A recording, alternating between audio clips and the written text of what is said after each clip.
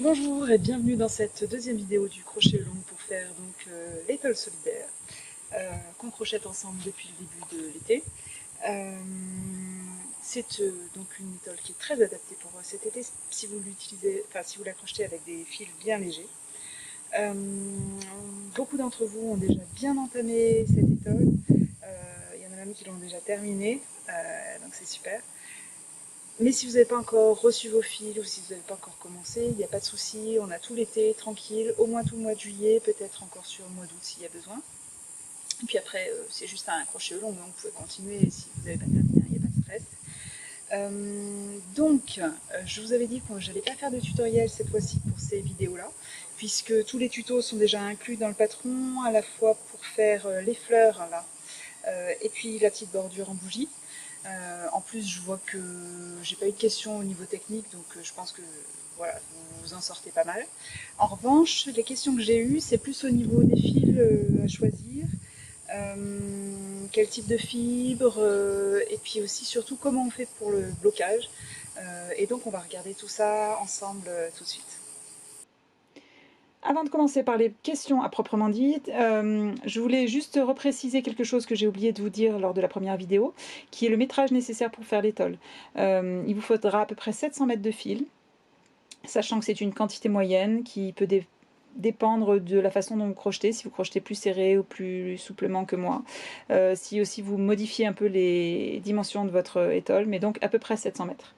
Ceci étant dit, donc on m'a posé plusieurs questions sur les fils et notamment les fibres des pelotes que vous pouviez choisir. Et effectivement, j'ai pas précisé, mais tous les échantillons que je vous ai montrés, ce sont des fibres naturelles. Pourquoi des fibres naturelles? Parce que pour faire de la dentelle, et pour avoir un joli rendu, il faut pouvoir bloquer après les étoles. Et pour ça, ça se fait surtout avec des fibres naturelles qui tiennent bien le blocage. Si on a un fil qui est avec beaucoup d'acrylique, ça va être beaucoup plus compliqué à bloquer, puisque si on le mouille, donc je vais vous montrer un petit peu après comment on fait le blocage, l'acrylique a tendance à ne pas garder sa forme.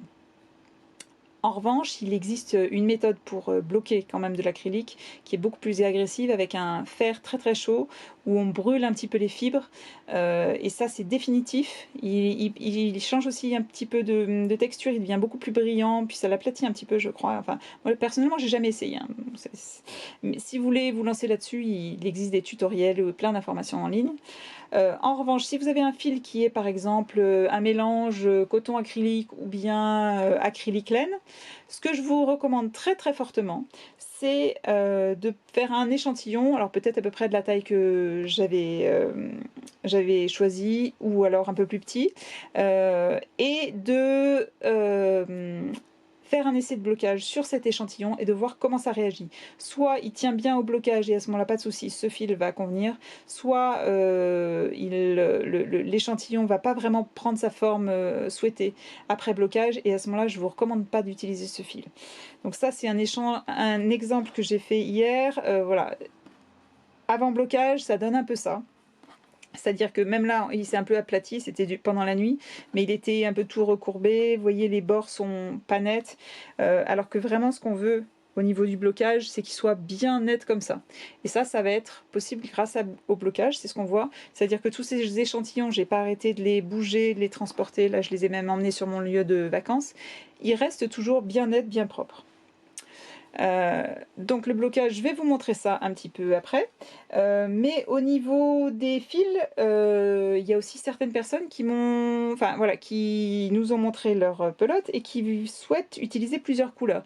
Du coup, je voulais juste vous faire un petit échantillon pour vous montrer qu'effectivement, si vous faites les rangs de fleurs dans une couleur contrastante, ça peut être sympa.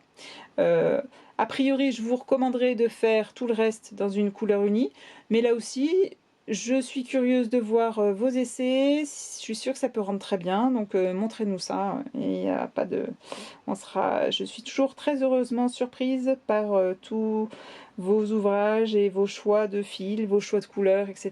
Donc c'est aussi ça qui est super sympa dans les crochets longs. Alors après, sinon, voulais aussi vous montrer donc le blocage.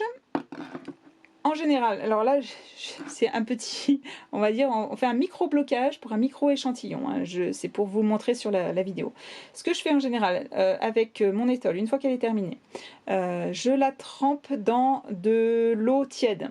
Alors, en général, on est assez prudent pour le blocage par rapport au feutrage, puisque souvent, moi, j'utilise de la laine. Bien sûr, si vous utilisez un fil 100% lin ou soie, vous n'aurez pas de problème de feutrage, donc il y a moins besoin d'être vraiment très prudent. Si c'est de la laine, faites très attention à ne pas trop l'agiter, pas faire de choc thermique de la laine, puisque tout ça, c'est ce qui va provoquer le feutrage. C'est-à-dire, même si le jet d'eau est trop fort dans votre lavabo sur votre échantillon, ça peut faire du feutrage. Et bon, c'est pas sympa.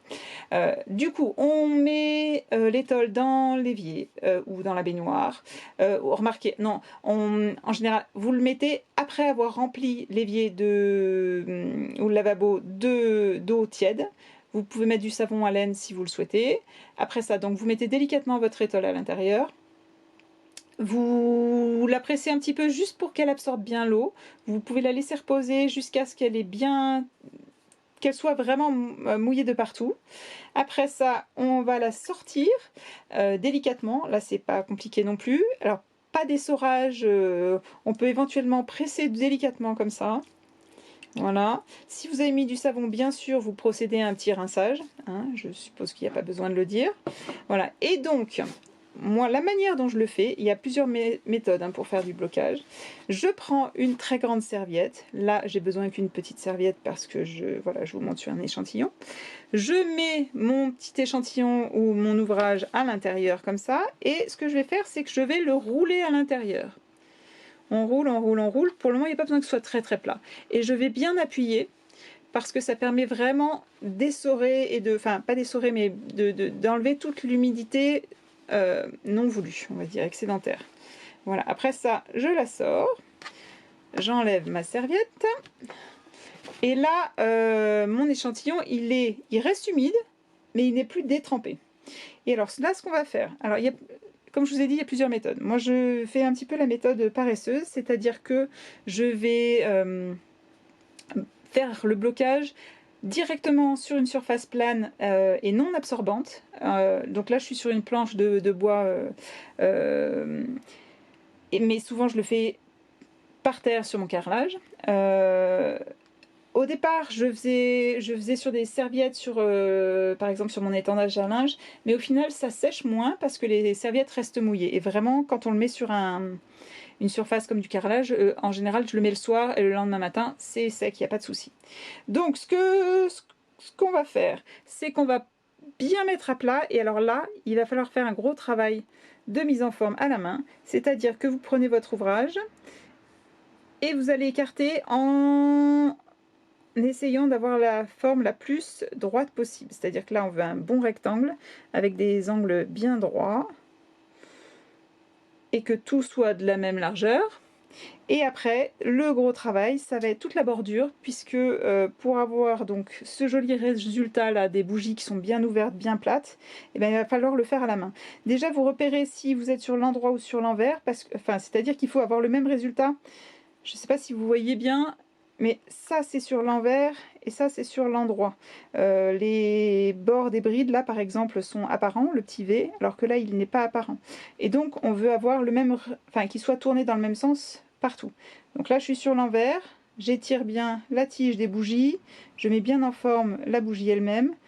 Les autres je vais les retourner pour être du même côté. On le voit aussi, il faut que la tige soit bien retournée. Je vais le remonter pour que vous le voyez bien. Et on fait la même chose pour chacune des petites bougies de toute la bordure. Alors là, pour moi, ça va pas encore prendre trop de temps. Sur la vraie étole, c'est vrai, ça prend du temps, mais franchement, voilà, ça va être une fois. Enfin, vous le referez à chaque fois que vous lavez votre ouvrage, bien sûr, mais ça vaut le coup, c'est vraiment indispensable pour avoir un joli résultat. Excusez-moi. Voilà, on continue.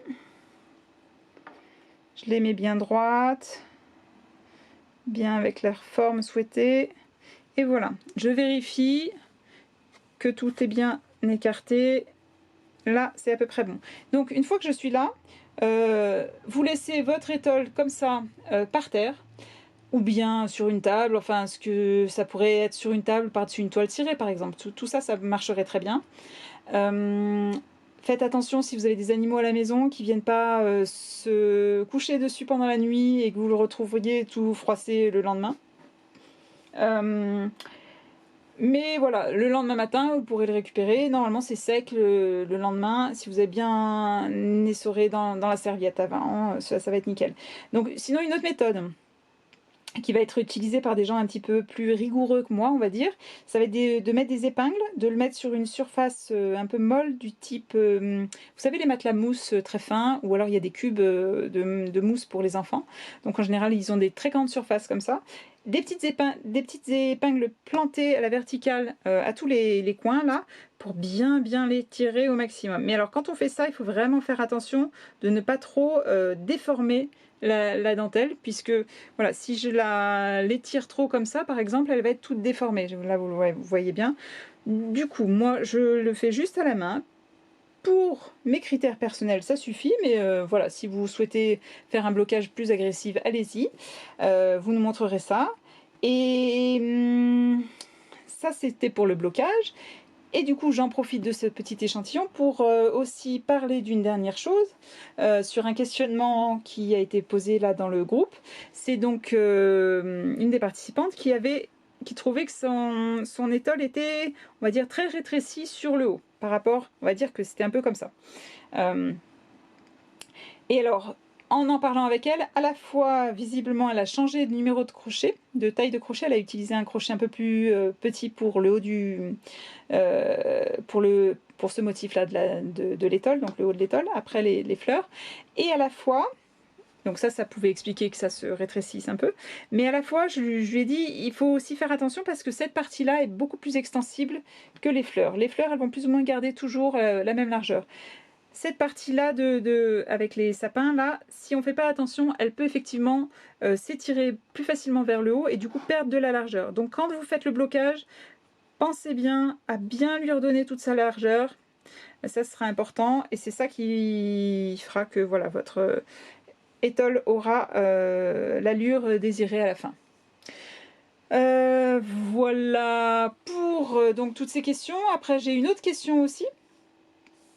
Qui était par rapport à la durée du cal et de savoir si on pouvait aussi faire le crochet aux longues, on va dire plus tard, après cet été. Alors pour ça, il n'y a pas de souci, bien sûr. Le patron va rester disponible normalement à vie dans mes boutiques Etsy et Ravelry. Donc quand c'est pratique pour vous, vous allez acheter votre copie du patron. Ces vidéos aussi vont rester normalement tout le temps sur YouTube.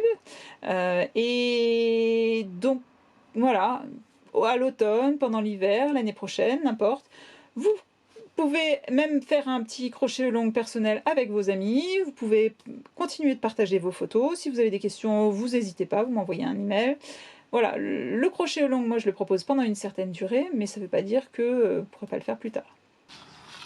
Voilà, et bien j'espère que tout ça aura répondu un peu à vos questions. Si vous avez encore d'autres questions, n'hésitez pas à me les poser dans le groupe Facebook, ou vous m'envoyez un email, enfin n'importe.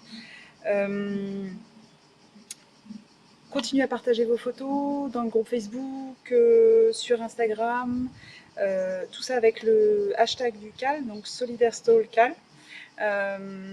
Mais aussi sur Ravelry, puisque je vous rappelle, si vous mettez vos photos sur Ravelry, donc avec une photo du projet terminé, avec le hashtag du CAL, et puis avec le lien vers mon patron, donc ça c'est important, je vous ai fait une autre vidéo pour bien vous montrer comment on faisait tout ça sur Ravelry. Je vous enverrai donc à la fin du crochet long un bon d'achat de 3 € valable sur un autre patron. Voilà. Continuez à partager vos photos, c'est super sympa, et puis du coup c'est convivial, on a l'impression de crocheter tous ensemble. Passez un bel été, profitez bien de vos vacances, à très bientôt, bye!